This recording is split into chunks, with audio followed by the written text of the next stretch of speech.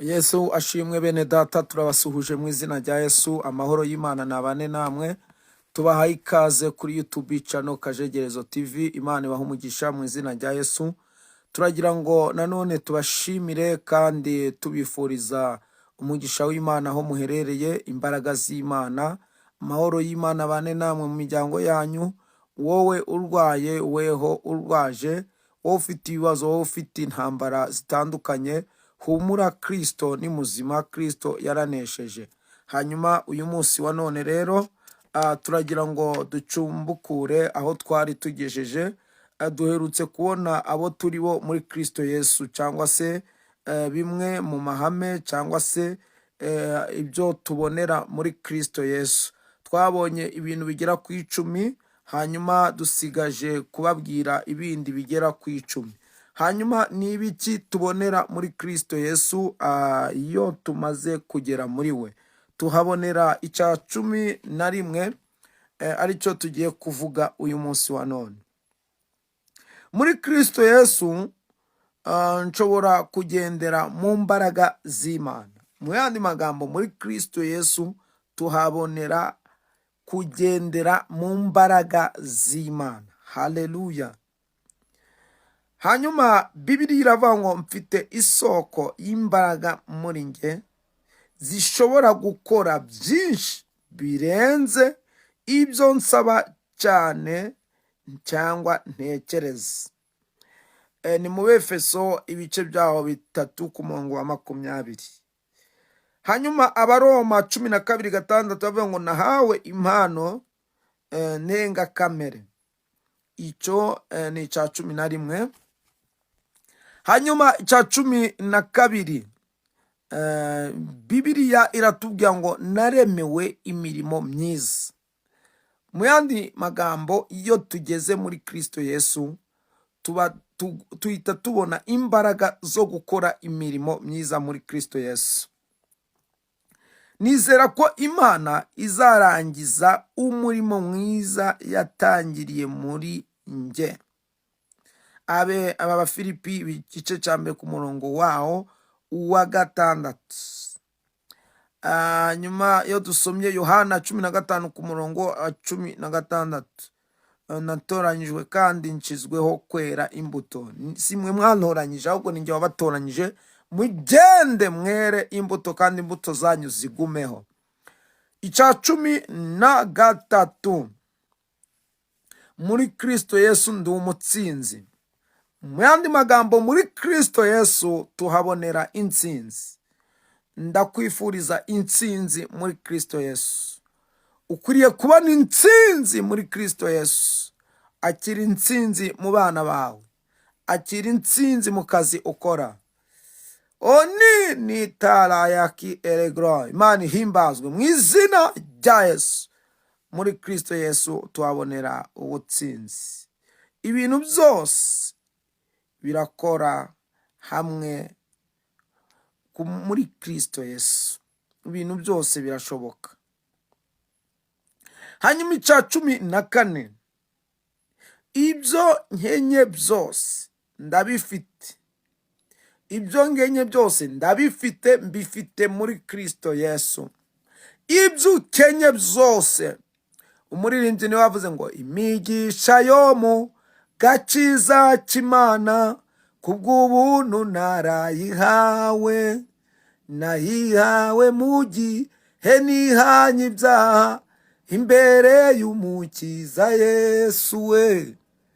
Nejejwe n'Imana mu mutima wanjye, n'umuriro w'ijuru urimo.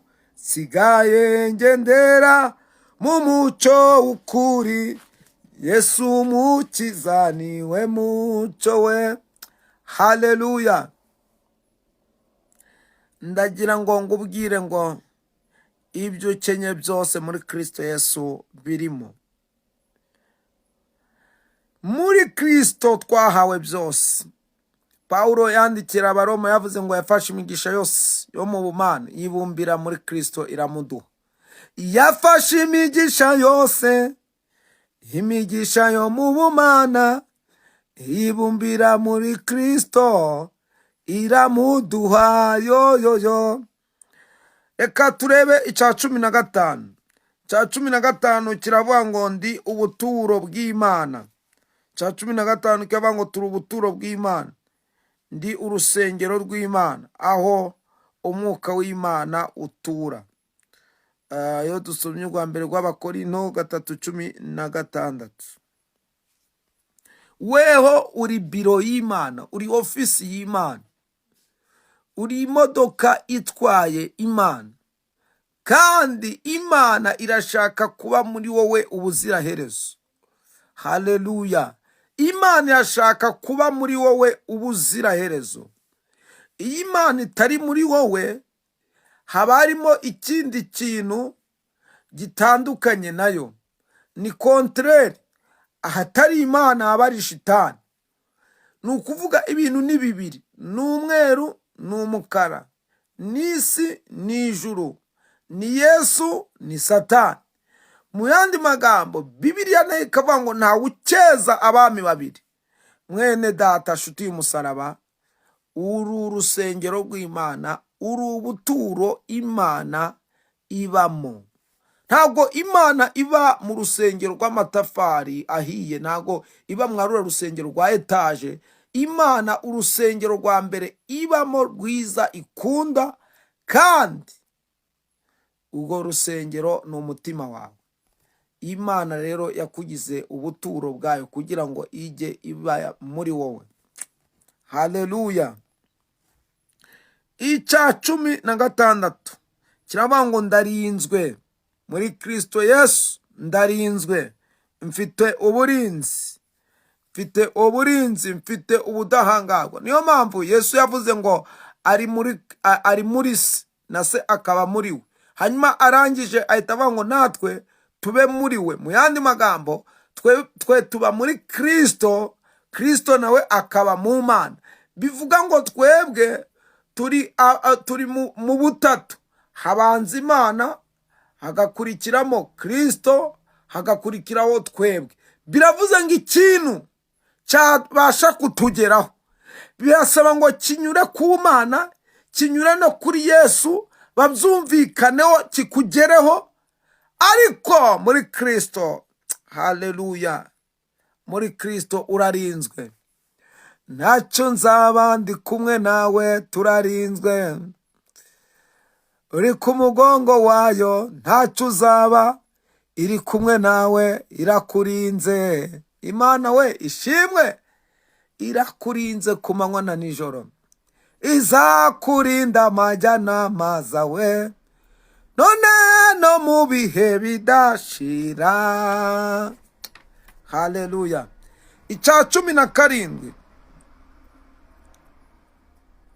Bibiliya iravuga ngo singibatwa n'icyaha. Mu yandi magambo, iyo uri muri Kristo Yesu uba ukijijwe, kandi ibyaha ntabwo biba bikikubata.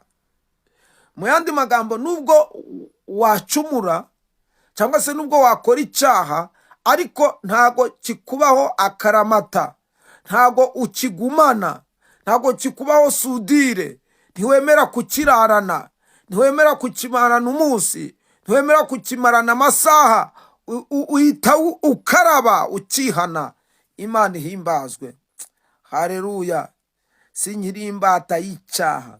Uzasome Abaroma 6:6, cyangwa se usome ahavuga ngo napfuye ku cyaha. Abaroma 6:2. Icya 18 kiravuga ngo narakize. Mu yandi magambo, muri Kristo Yesu harimo umuti ukiza indwara, ukiza ibyo abadogiteri bananiwe, ukiza diyabete, ukiza kanseri, ukiza umugongo, ukiza abadayimoni. Muri Kristo harimo umuti ukiza uwo mutwe wananiranye. Muri Kristo harimo umuti utanga ibitotsi. Muri Kristo harimo umuti wubaka ingo zigakomera. Muri Kristo harimo umuti uvura indwara iyo ari yo yose. Akira gukira mu izina rya Yesu. ndagira ngo ufatanye nanjye wizere iryo jambo. Akira gukira muri Kristo Yesu. Akira gukira mu izina rya Yesu. Akira gukira iyo ndwara mu izina rya Yesu. Uwo mwana wawe nakire mu izina rya Yesu. Umugabo wawe nakire mu izina rya Yesu. Umudamu wawe nakire mu izina rya Yesu. Imana ishimwe. Imana ishimwe. Hanyuma birava ngo kubw'ibikomere bya Yesu narakize. Ubwa mbere rwa Petero ibice 2 ku murongo wa 24. Icya 19 kirava ngo nshobora kwegera Imana nshize amanga muri Kristo Yesu. Nshobora kwegera Imana nshize iki amanga. Haleluya. Imana ishimwe. Nshobora kwegera Imana mfite umudendezo n'ikizere. Abefeso 3:12. Mfite uburyo butaziguye kugera ku ntebe y'ubuntu binyuze muri Yesu Kristo. Abaheburayi ibice 4 ku murongo wa 14 kugeza 16. Icyanyuma rero cya 20 kiravuga ngo ndi umwihariko kandi ndi uw'agaciro. Ndi umwihariko kandi ndi uw'agaciro muri Kristo Yesu. Haleluya. Naremwe n'Imana, nawe waremwe n'Imana, uri uw'agaciro. Imana yambumbiye mu nda ya mama, nawe irakubumba, uri uw'agaciro. Nakozwe mu buryo budasanzwe kubw'intego y'Imana. Ntago turiho kubw'impanuka, ahubwo turiho kubw'intego y'Imana. Imana ishimwe. Imana yacu ishigwe hejuru, kandi Imana ivuganye natwe, kandi Imana ivuganye nawe.